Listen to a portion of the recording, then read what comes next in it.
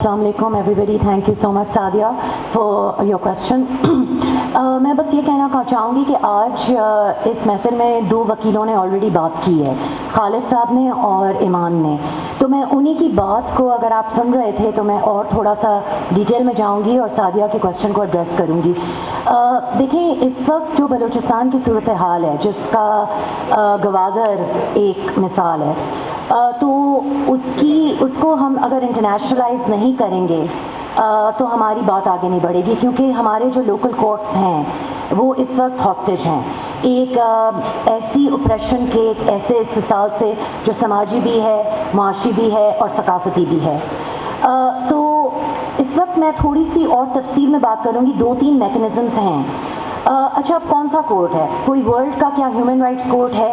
आपने ईमान का सुना होगा कि इजराइल फ़लस्तीन का केस जो था वो ICJ में गया। ICJ is the international court of justice. However states fight against states, तो इजराइल एंड पैलेस्टाइन। अगर एक बलोच कौम के ऊपर इस्तिसाल हो रहा है तो वो अपना केस ICJ नहीं लेके जा सकती। लेकिन एक और कोर्ट है जो बना था 1998 के अंदर एक स्टैट्यूट के तहत, known as the Rome Statute of 1998। This is the International Criminal Court जो हेग में है। इनकी जुरिस्डिक्शन है कि ये 4 क्राइम्स को प्रोसिक्यूट कर सकते हैं।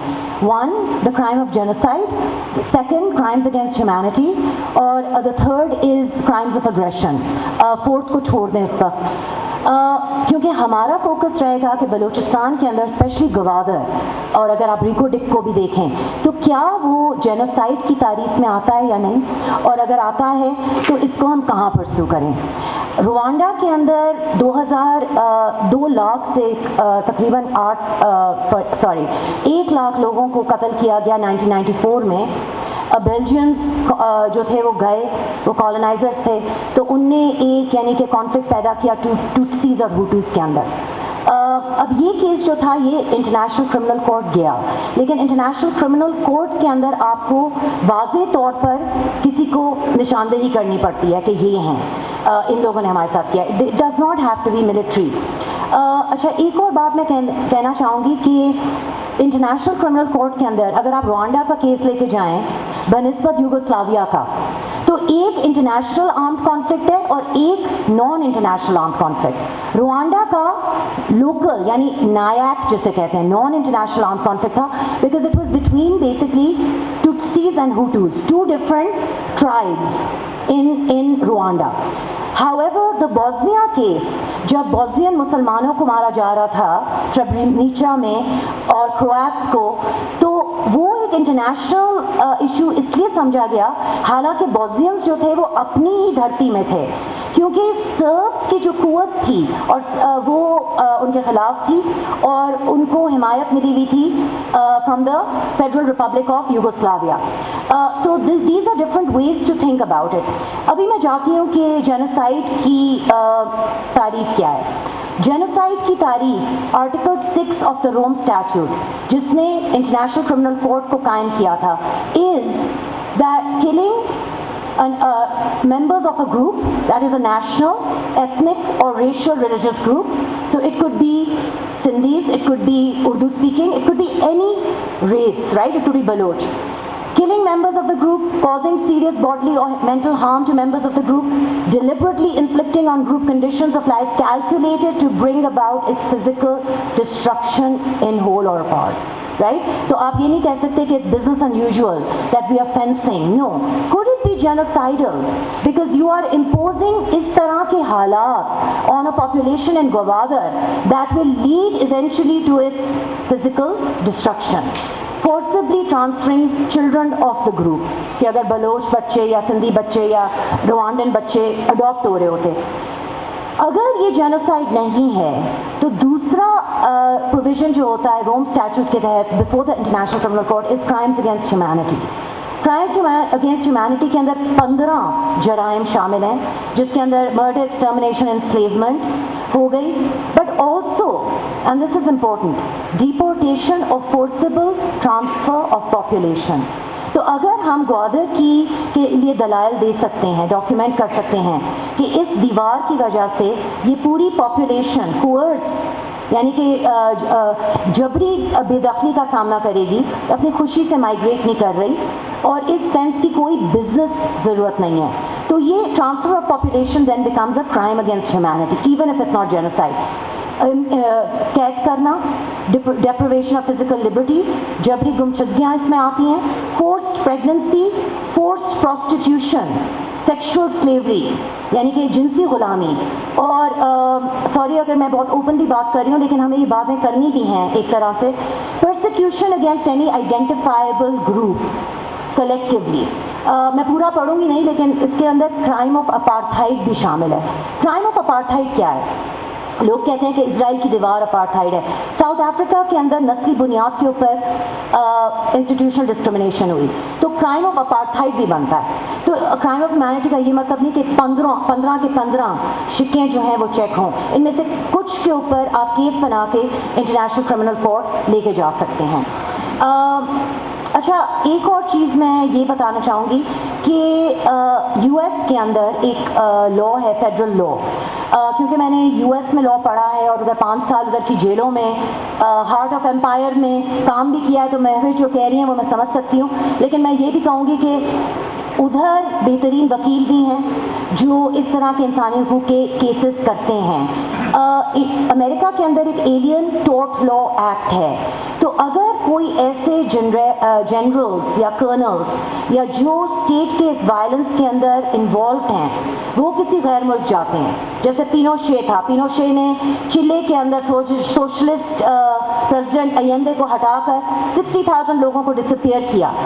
जब वो बिल्कुल बूढ़ा हो गया, ज़ईफ हो गया, और वो गया अपनी दोस्त मार्गरेट थैचर से मिलने, तो उसको हॉलैंड ने एक्स्ट्राडाइट करने की कोशिश की कि उसको क्राइम्स अगेंस्ट ह्यूमैनिटी के लिए ट्राई किया जाए.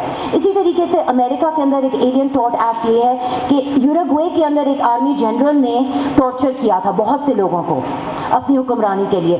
तो जब वो अमेरिका में शिफ्ट होकर अपनी अच्छी ज़िंदगी आई गैस पापा जॉन खरीद के जी रहा था, तो उसके ऊपर एक सबीना आया और एलियन टॉर्ट एक्ट के तहत उसको प्रोसिक्यूट किया गया for crimes against humanity. Problem is पिछली 2 दहाइयों के अंदर इस एक्शन को काफ़ी कंस्ट्रिक्ट किया गया है, लेकिन it still exist as a right of action. बाकी आई थिंक ये ईमान ने इसके ऊपर निशानदेही की है कि हमारे पास बहुत सारी ट्रीटीज़ हैं, हमने उनके ऊपर साइन किया है. समाजी हुकूक के ऊपर, इंसानी हुकूक के, सिविल पॉलिटिकल राइट्स पे, माइशी हुकूक के ऊपर. अब इन सब के मैकेनिज़म्स हैं, 3 मैकेनिज़म्स हैं, और फिर मैं अपनी बात को इख्तिताम पे लाऊंगी क्योंकि मेरी बात थोड़ी लंबी हो गई है. एक मैकेनिज्म है ट्रीटी बॉडी का. ट्रीटी बॉडी का ये है कि अगर आपने कोई कॉवेनेंट साइन की है, समझें कि इकोनॉमिक सोशल कल्चरल राइट्स वाली, तो उस ट्रीटी के साथ वाबस्ता एक ट्रीटी बॉडी है जो हर 4 साल रिव्यू करती है. क्या आपने बलोचों के या सिंधियों के या सराइकियों के माशी हकूक चोरी किए हैं, उन पर डाका डाला है? तो ये CSR कमेटी की अभी सिटिंग हुई और 2025 के अंदर वो पाकिस्तान आएंगे, और जहाँ जहाँ माशी तौर पर हमारी अक़वामों का इस्तेसाल हो रहा है, हम उस कमेटी के सामने पेश कर सकते हैं. लेकिन उनका कोई बाइंडिंग फैसला नहीं होता जिस तरह ICC का होता है. ICC का भी इतना कोई बाइंडिंग नहीं होता क्योंकि they don't have an international police force to enforce it. लेकिन इन ट्रीटी बॉडीज़ का उससे भी कम, लेकिन एक पॉलिटिकल मॉरल प्रेशर क्रिएट होता है. इसी तरह हमारा यूनिवर्सल पीरियोडिक रिव्यू होता है हर 4 साल बाद कि पाकिस्तान ने ह्यूमन राइट्स के अंदर क्या किया. देखें, बैरिक गोल्ड का नाम सबने सुना है. बैरिक गोल्ड को टेथियन के बाद रिको डिक का ठेका मिला है और दुनिया के अंदर समझा जाता है कि 6ठी सबसे बड़ी गोल्ड माइन है रिको डिक की. अब बैरिक गोल्ड की मिसाल मैं आपको दूंगी और फिर मैं अपनी बात ख़त्म करूंगी. एक काम जो हमारे वकला और हमारे यंग नौजवान जो स्कूलों में पढ़ रहे हैं, आप ह्यूमन राइट्स के अंदर, पॉलिसी वर्क के अंदर रिसर्च करें. बैरिक गोल्ड ने पापुआ न्यू गिनी और टैंजानिया के अंदर माइनिंग की है और इनका ट्रैक रिकॉर्ड रहा है कि ये पापुआ न्यू गिनी की पैरामिलिट्री के साथ काम करके इन लोगों ने उधर के मकामी लोगों का इस्तेसाल किया और वही चीज़ें की जो आपको एक्सट्रैक्शन के लिए, लोगों का मवाद लेने के लिए, कुदरती वसाइल लेने के लिए करनी पड़ती हैं. और ये भी कि उनने फिर पापुआ न्यू गिनी का 11% GDP भी हथियार लिया. तो थैंक यू वेरी मच. फिर बाकी बातें बाद में. انٹرنیشنل کمیونٹی کو موبلائز کر سکتے ہیں اور اپنی آواز پہنچا سکتے ہیں؟ سی پیک جو ہے اس کی کوئی ایسی شفافیت ہے نہیں کہ اور کوئی فورم نہیں ہے کہ اگر آپ کے سی پیک کے خلاف آپ کے پاس کوئی کمپلینٹ ہے تو آپ ادھر درج کریں.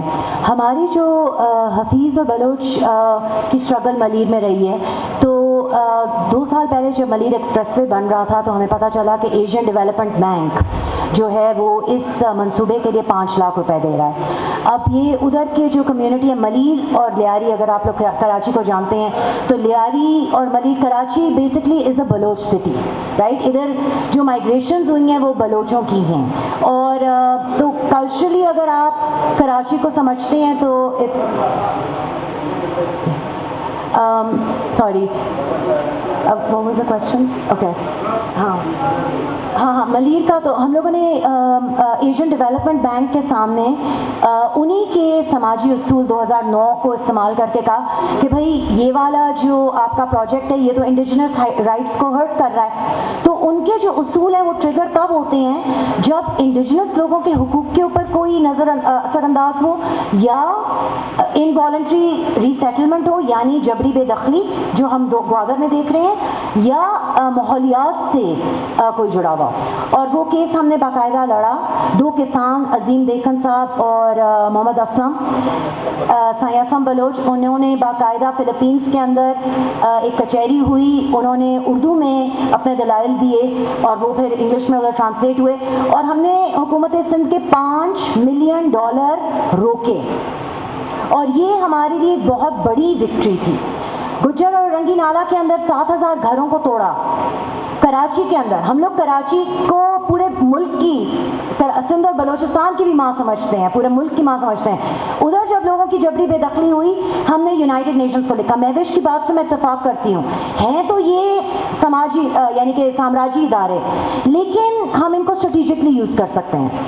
UN کے ریپٹورز ہیں تھیمز کے اوپر، جیسے انفورس ڈس اپیئرنسز پہ کنٹریز پہ بھی ہم ان سے ریکویسٹ کر سکتے ہیں کہ بلوچستان کے اوپر آپ ایک اسپیشل ریپٹور مقرر کریں، in addition to the request کہ آپ UN کا ایک فیکٹ فائنڈنگ مشن کریں. تو جب UN کے ریپٹورز جو ہاؤسنگ جسٹس نے حکومت سندھ کو لکھا کہ بھئی کرونا کے بعد آپ لوگوں کو بے دخل کر رہے ہیں، اور وہ بھی کراچی کی لو انکم قوم، اور یہ مکس تھی، اس کے اندر پٹھان بھی تھے، بلوچ بھی تھے، سندھی، اردو اسپیکنگ، سرائکی، ایوری بڈی. تو آپ کس طریقے سے آپ کو اور وہ اس کی وجہ سے لوگوں کو اب متبادلہ بھی مل رہا ہے. اور ہم نے اگست کے اندر سپریم کورٹ کے اندر کنٹیمپٹ پٹیشن لگایا. مراد علی شاہ چیف منسٹر تھے، ان کو آخری دن پہ سمن کیا اور وہ پہنچے، اور chief justices of the supreme court نے 1,40,00,000 روپے اگست کے اندر متاثرین کے لیے ریلیز کیے، اونلی ایز رینٹ چیکس، متبادلہ لیٹر. اب آئی ڈونٹ نو، اب ادھر کے وکیلوں کو اب ہمیں بتانا ہوگا اگر سوالات کے تھرو کہ کیا واقعی ادھر یہ پاسبل ہے کہ ہم لوگ CM کے لاسٹ دن میں اس کو کورٹ کے اندر، کچہری کے اندر کھڑا کر کے ایک ریلیف لے سکے. شاید وہ بلوچستان میں ممکن نہیں ہے. سندھ تھر ایریا کے اندر، نگر پاکر کے اندر ایک 3 بلین to 5 بلین اولڈ مونیومنٹ ہے، اور اس کی کٹائی ہو رہی ہے، گرانائٹ مائننگ ہو رہی ہے. اور اگست 2023 کے اندر ایک سندھ ہائی کورٹ کے جج نے گرانائٹ مائننگ سسپینڈ کر دی، اور اس گرانائٹ مائننگ کے پیچھے FWO اور کوہ نور اور بہت سی کمپنیاں تھیں. دسمبر کے اندر ہم لوگ کورٹ کے اندر موجود تھے، اور انہوں نے ایک پرائیویٹ وکیل ہائر کیا کہ اس مائننگ سسپینشن کو ہٹا دیا جائے تاکہ مائننگ پھر سے شروع ہو جائے. تو مائننگ تو خیر وہ کر رہے ہیں، لیکن ایٹ لیسٹ ہمارے پاس یہ آرڈر تھا. لیکن ہم لوگ ادھر اس دن موجود تھے، اور ہم نے، آپ یقین کریں، ان پرسن آرگیو کیا، اور ہم نے اس مائننگ کے سسپینشن کو برقرار رکھا. اب جون کے اندر پھر سے سپریم کورٹ کے سامنے کیس لگے گا. آپ سندھ کی مثال دیکھ لیں تو وہی ابھی ہم جو سندھ کے دریا کو دیکھتے ہیں، ابراہیم حیدری اور ریڈی گوٹ کی کوسٹل بیلٹ، بدین سے لے کے ریڈی گوٹ تک ایک کمپلیٹ ڈسٹرکشن ہے. نیٹس چھوٹے منہ والے جس سے مچھی کے انڈے مر جاتے ہیں. دریائے سندھ کا پانی نیچے نہیں آتا، اس کی وجہ سے مینگرووز تباہ ہو گئے ہیں. ماہی گیروں کی بری حالت ہے. ایک مافیا نے آ کر ان کی indigenous fish boat making, craft making کو تباہ کر دیا. ہم جب گوادر گئے تھے 2 مہینے پہلے، تو مجھے گوادر ایک بہت ہی حسین جگہ لگی. कंपेयर टू जो अब इस वक्त सिंध का हाल है, किमाड़ी का पोर्ट कासिम, तो अब यही हालत इधर होगी। जबरी तौर पर कितनी सारी फैमिलियां हैं, आई थिंक ज़्यादातर 50% फैमिलीज जो हैं वो फैन से बाहर हो जाएंगी, तो उनको उस मईशत से भी बेदखल किया जाएगा और अपनी धरती से बेदखल, और एक तरह से माहौलियात की ऑब्वियसली तबाही होगी। जब पोर्ट के अंदर आप किमाड़ी का पानी देखें और गवादर के समुंदर का पानी देखें, पोल्यूशन आपको अपने आंखों से नज़र आएगी। You don't have to be an environmentalist.